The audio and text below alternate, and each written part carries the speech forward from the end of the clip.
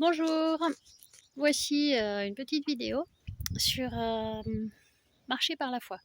Ça correspond un peu au sujet de la dernière fois sur labourer le terrain. C'est un peu une suite.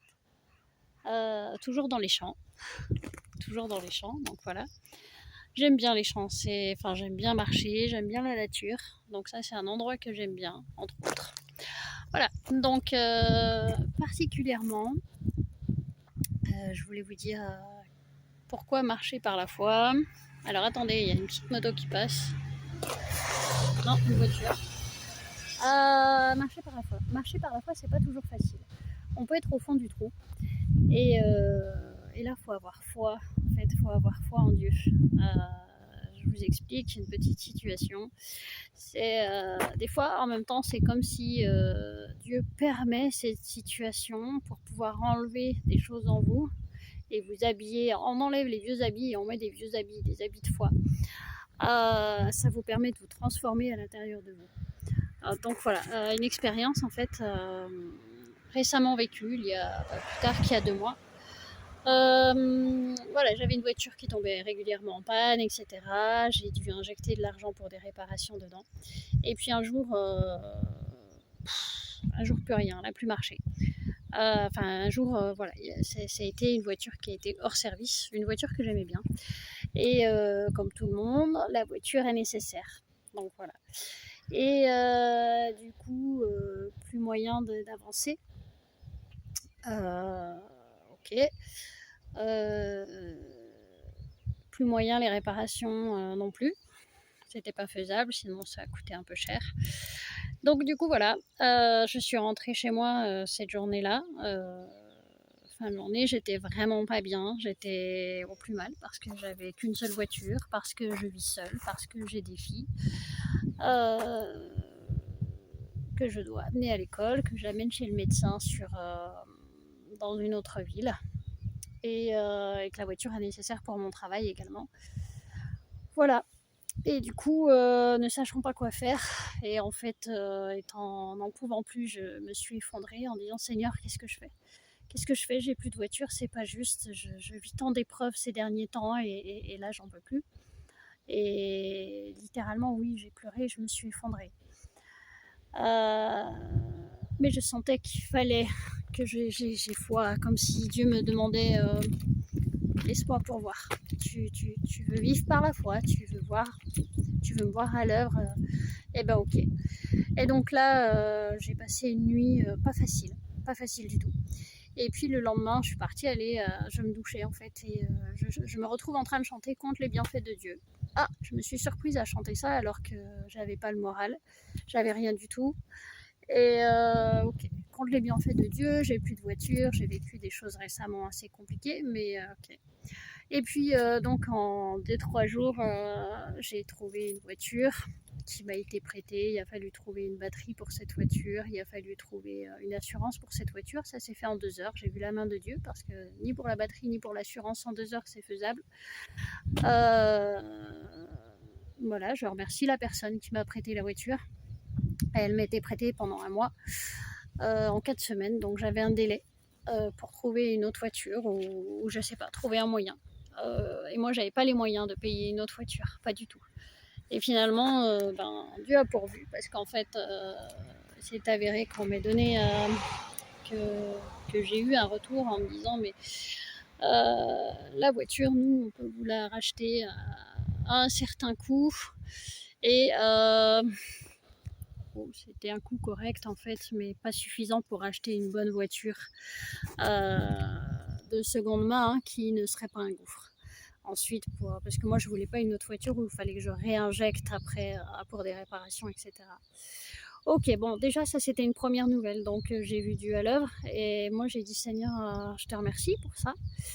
Mais maintenant, je fais quoi? Parce que même avec le coût de cette voiture, je ne vais pas pouvoir acheter une voiture correcte sur laquelle je ne réinjecterai pas de l'argent après pour des réparations. Donc, et j'ai demandé à Dieu une certaine somme avec les options de la voiture. J'ai dit on va marcher par la foi. Donc j'ai dit Seigneur, ça serait bien que je puisse avoir par exemple le Bluetooth, le GPS et le radar de recul. C'était 3 choses nécessaires pour moi.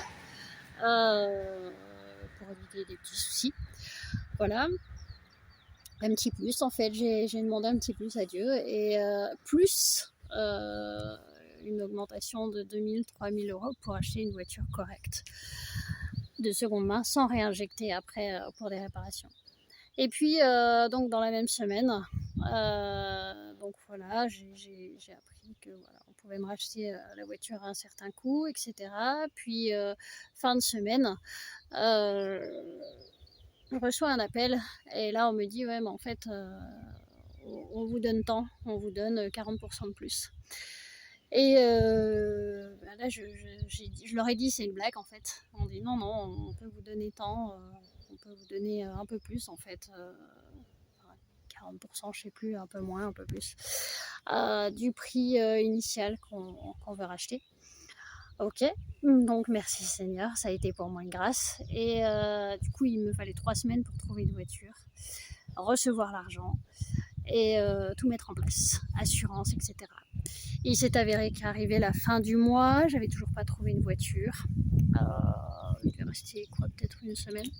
Et puis finalement, je regarde pour les voitures, et là, tac, je vois une voiture, parce que j'avais déjà regardé plusieurs voitures, et je vois une voiture, et là, je dis c'est celle-ci. C'est celle-ci qu'il me faut, en fait. Et j'ai juste vu qu'il y avait le radar de recul dessus et le Bluetooth. Et je me suis dit ok. Donc je vais voir pour la voiture, etc. Et là, j'apprends qu'elle a bien plus que ce que je pensais dans les options. GPS, Bluetooth, radar de recul, start and top, mode éco, limite de vitesse, et encore 2-3 trucs. Et là, je me suis dit, waouh, pour le prix, tout ça, ok, ça a un prix, voilà, un prix de nos jours, on va dire. Mais ok, j'ai dit c'est celle-ci, et j'ai remercié Dieu.